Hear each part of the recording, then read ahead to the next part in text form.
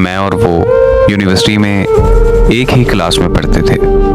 सब ये समझते थे कि हम दोनों रिलेशनशिप में हैं, जबकि ऐसा नहीं था।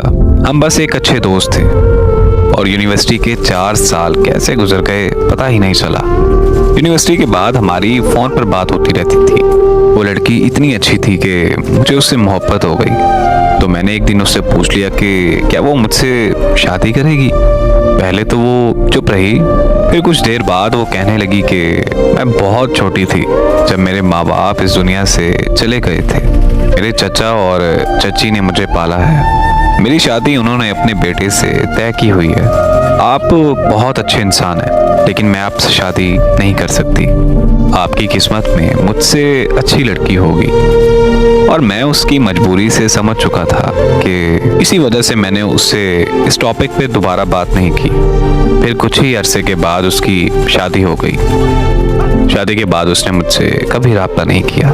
कुछ महीनों बाद मैं भी उसे भूल गया और एमएस करने के लिए अमेरिका चला गया। और फिर जब मैं 2 साल के बाद पाकिस्तान वापस आया तो यूनिवर्सिटी के कुछ पुराने दोस्त मुझसे मिलने आए।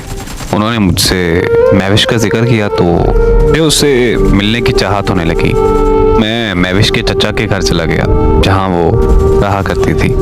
वहां जाकर मुझे पता चला कि 1 साल बाद उसकी तलाक हो गई थी। और वो तलाक के बाद कहाँ गई, कैसे गई, किसी को कुछ पता नहीं। ये सुनकर मुझे बहुत ज़्यादा तकलीफ हुई और मैंने उसे ढूंढने का फैसला किया। उसके सारे दोस्तों से, सारे रिश्तेदारों से मैंने पूछा कि वो कहाँ जा सकती है, लेकिन किसी को कुछ पता नहीं था। ढूंढते ढूंढते 6 महीने गुजर गए, लेकिन उसका कोई सुराग नहीं मिला।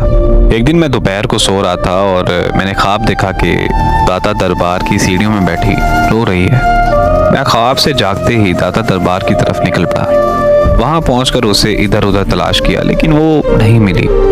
फिर मेरी वहां मुलाकात एक दरवेश